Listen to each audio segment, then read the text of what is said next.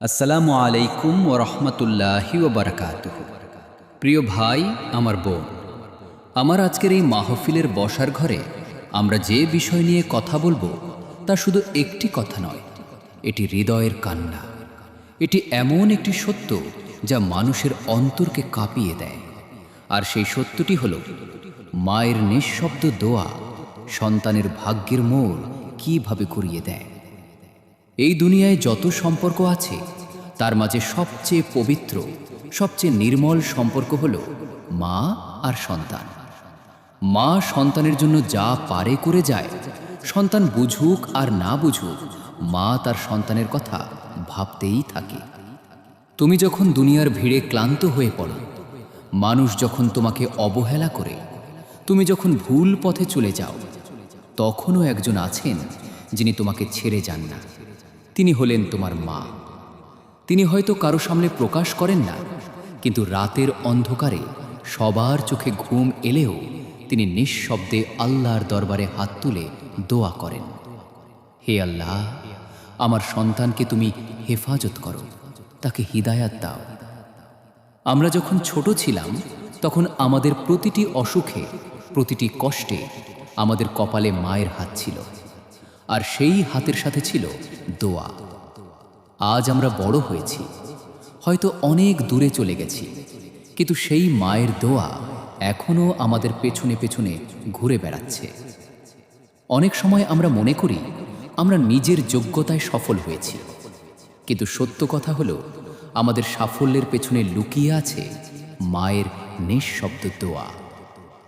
কোনো সন্তান যদি ভুল পথে গিয়েও ফিরে আসে, অনেক সময় তার পেছনে থাকে মায়ের কান্না, মায়ের প্রার্থনা। ভাই আমার, আমরা অনেক সময় মাকে কষ্ট দিই, রেগে যাই, কথা কাটাকাটি করি, অথচ সে মা কখনো আমাদের বিরুদ্ধে বদদোয়া করে না, বরং আমাদের জন্যই ভালোটা চায়।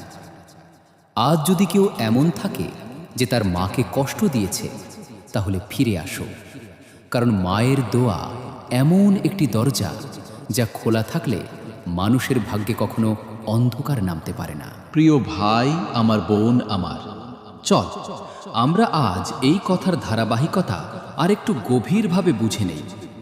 মানুষ ভাবে টাকা থাকলে ভাগ্য বদলায়, বড় লোকের সাথে সম্পর্ক থাকলে ভাগ্য বদলায়, ভালো চাকরি পেলে ভাগ্য বদলায়। কিন্তু আসল সত্যটা হলো একজন মায়ের চোখের পানি আর তার নিঃশব্দ দোয়া, এমন শক্তি যা পাহাড়ের মতো বিপদকেও সরিয়ে দিতে পারে। অনেক সন্তান আছে যারা জীবনে প্রচণ্ড ভুল করেছে, হারাম পথে গেছে, নেশায় ডুবে গেছে, নামাজ ছেড়ে দিয়েছে। তবুও তাদের জন্য এক বুড়ো মা অজু করে চুপচাপ মাটিতে সেজদা দিয়ে আল্লাহর কাছে বলে, হে আল্লাহ, আমার সন্তানকে তুমি ক্ষমা করো। সে বুঝে না, কিন্তু তুমি তো দয়ালু, তুমি তাকে ফিরিয়ে আনো। আমি সন্তানের জন্য কত কিছু সহ্য করেছি, তার মুখের হাসির জন্য নিজের স্বপ্ন মেরে ফেলেছি। তুমি শুধু এতটুকু দয়া করো, তাকে হিদায়াত দাও। আল্লাহর দরবার কত নরম আর আল্লাহ কত দয়ালু, তাই তিনি অনেক সময় সন্তানের অবস্থা বদলে দেন শুধু সেই মায়ের দোয়ার বরকতে। হয়তো তুমি ভাবো হঠাৎ তোমার জীবনে ভালো পরিবর্তন এসেছে, কিন্তু আসলে সেই ভালো পরিবর্তন এসেছে তোমার মায়ের সেজদায় ঝরা অশ্রুর কারণে। আমরা অনেক সময় দেখি কেউ অল্প পড়াশোনায়ও বড় সফল হয়, কেউ সামান্য কাজে থেকেও সম্মান পায়, কেউ হারাতে হারাতে একদিন জিতে যায়। এই সব কিছুই শুধু চেষ্টা নয়, এর পেছনে থাকে একটি দোয়া।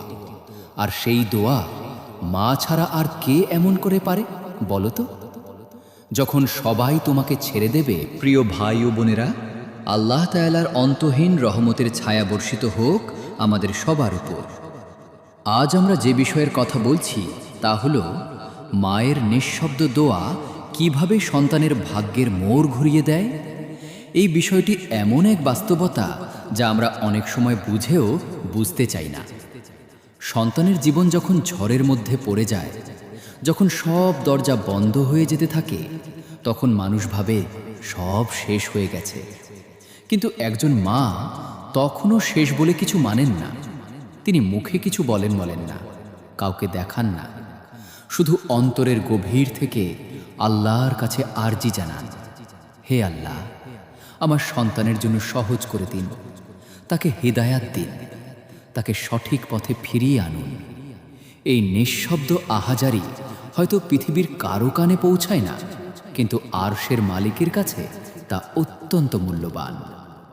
একজন মায়ের দোয়া আর 10 জন মানুষের দোয়ার মতো নয়, কারণ তার দোয়ার মধ্যে থাকে ত্যাগের ইতিহাস, কষ্টের স্মৃতি, সন্তানের জন্য রাত জেগে থাকার সাক্ষ্য, সন্তানের জন্য না খেয়ে থাকার ঘটনা, সন্তানের জন্য নিজের ইচ্ছাকে কোরবান করার কাহিনী।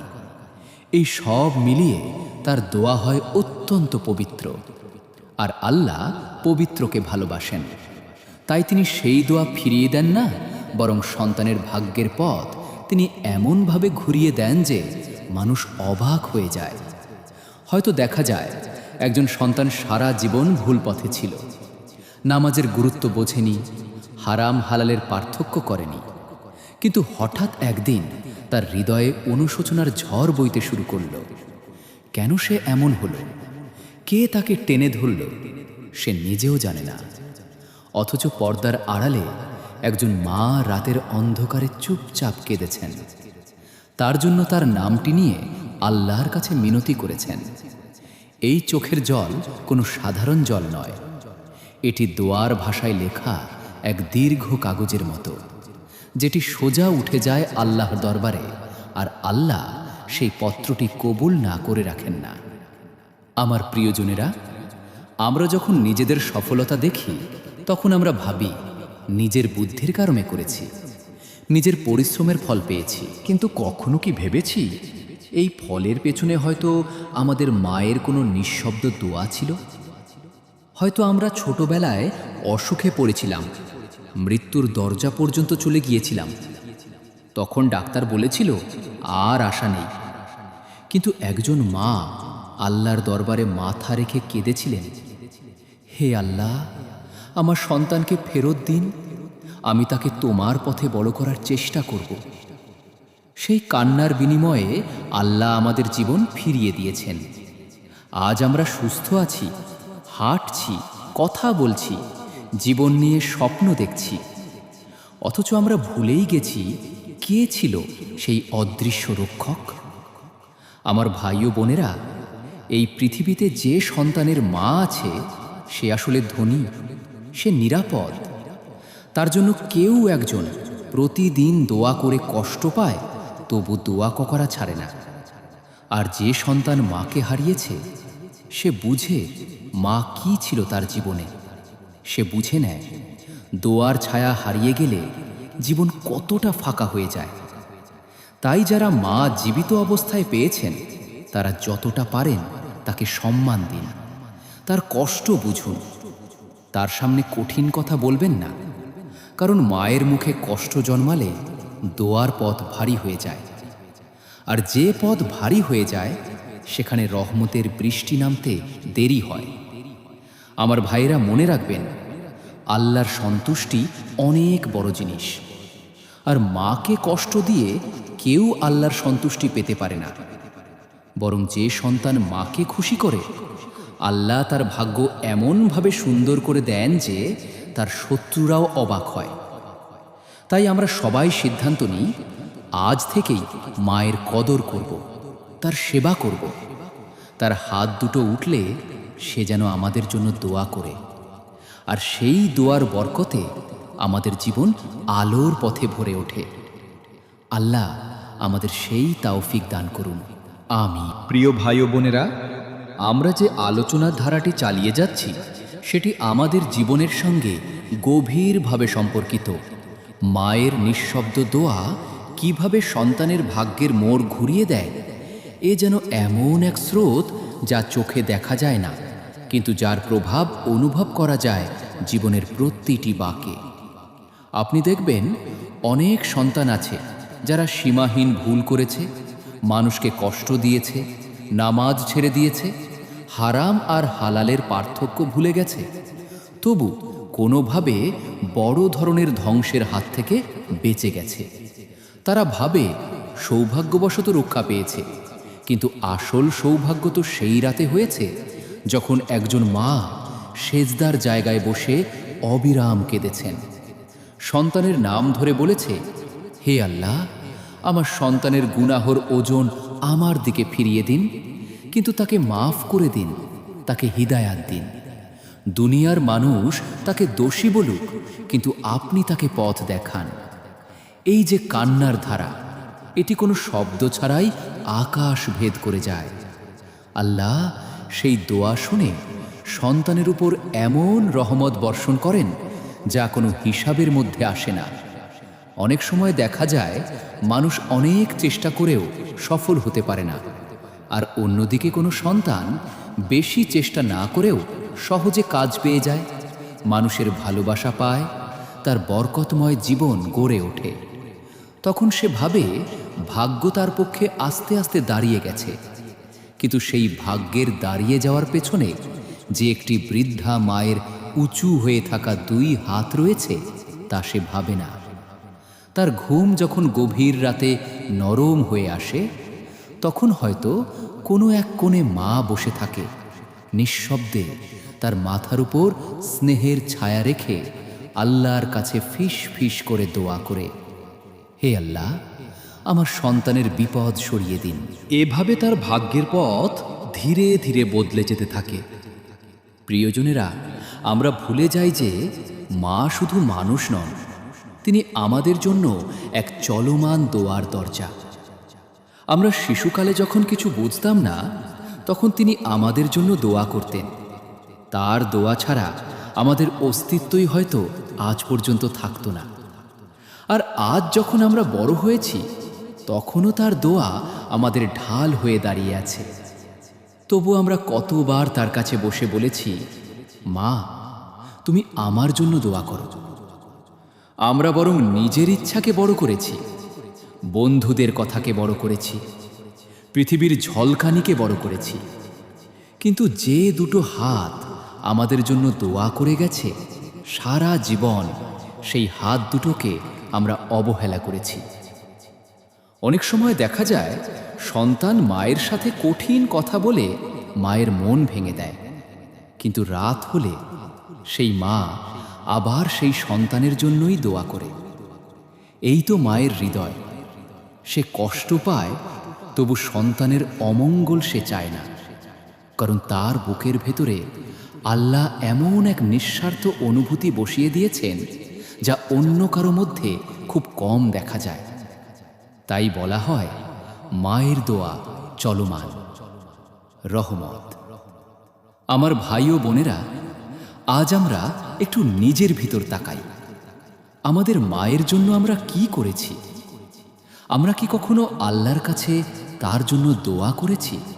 বলেছি, হে আল্লাহ, আমার মাকে ক্ষমা করুন, তাকে সুন্দর জীবন দিন, তাকে জান্নাতের উচ্চ মর্যাদা দিন। না হয়তো আমরা ভুলেই গেছি, অথচ সে তো আমাদের জন্য প্রতিটি নামাজে দোয়া করেছে, প্রতিটি কষ্টে আমাদের কথা ভেবেছে। তাই আসুন, আজ থেকে সিদ্ধান্ত নেই, আমরা মায়ের প্রতি ভালোবাসা দেখাবো, শুধু কথায় নয়, কাজে। কাজে তাকে খুশি করব, তার ইচ্ছাকে সম্মান করব, তার সামনে নম্রভাবে কথা বলবো। সে বৃদ্ধ হলে বিরক্ত হব না, বরং তার সঙ্গকে বরকত হিসেবে নেব, কারণ তার ঠোঁটের দোয়া আমাদের জীবনের দরজা খুলে দেয়। পৃথিবীর ঝলকানিকে বড় করেছি, কিন্তু যে 2 হাত আমাদের জন্য দোয়া করে গেছে, সারা জীবন সেই হাত দুটোকে আমরা অবহেলা করেছি।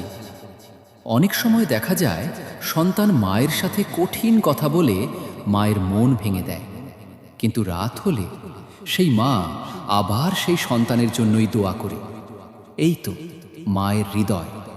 সে কষ্ট পায়, তবু সন্তানের অমঙ্গল সে চায় না, কারণ তার বুকের ভেতরে আল্লাহ এমন এক নিঃস্বার্থ অনুভূতি বসিয়ে দিয়েছেন যা অন্য কারো মধ্যে খুব কম দেখা যায়। তাই বলা হয়, মায়ের দোয়া চলমান রহমত। আমার ভাই ও বোনেরা, আজ আমরা একটু নিজের ভিতর তাকাই। আমাদের মায়ের জন্য আমরা কি করেছি? আমরা কি কখনো আল্লাহর কাছে তার জন্য দোয়া করেছি? বলেছি, হে আল্লাহ, আমার মাকে ক্ষমা করুন, তাকে সুন্দর জীবন দিন, তাকে জান্নাতের উচ্চ মর্যাদা দিন। না, হয়তো আমরা ভুলেই গেছি, অথচ সে তো আমাদের জন্য প্রতিটি নামাজে দোয়া করেছে, প্রতিটি কষ্টে আমাদের কথা ভেবেছে। তাই আসুন আজ থেকে সিদ্ধান্ত নেই, আমরা মায়ের প্রতি ভালোবাসা দেখাবো। শুধু কথায় নয়, কাজে কাজে তাকে খুশি করব, তার ইচ্ছাকে সম্মান করব, তার সামনে নম্রভাবে কথা বলবো। সে বৃদ্ধ হলে বিরক্ত হব না, বরং তার সঙ্গকে বরকত হিসেবে নেব, কারণ তার ঠোঁটের দোয়া আমাদের জীবনের দরজা খুলে দেয়। এই সত্যটা যারা বুঝে, তারা কখনো মাকে অবহেলা করতে পারে না। বন্ধুদের চোখে হয়তো আমরা বড় হব, ডিগ্রি পাব, পদবি পাব, কিন্তু মায়ের চোখে আমাদের আসল বড়ত্ব হলো আমরা কেমন মানুষ হলাম, আমরা আল্লাহকে কতটা মনে রাখলাম। তাই যদি আমরা চাই আল্লাহ আমাদের ভাগ্য সুন্দর করে দিন, তাহলে প্রথমে মায়ের হৃদয় খোলার চেষ্টা করতে হবে। মায়ের দোয়া আমাদের জন্য এমন এক আশ্রয়, যা মৃত্যুর আগ পর্যন্ত আমাদের আচ্ছন্ন। যে যার ঘরে ফিরে গিয়ে মায়ের কাছে বসুন, তার হাত ধরে বলুন, মা, তুমি আমার জন্য দোয়া করো, আমি তোমাকে কষ্ট দিতে চাই না। আল্লাহ যেন আমাদের সবাইকে সেই সৌভাগ্য দান করেন। আমিন।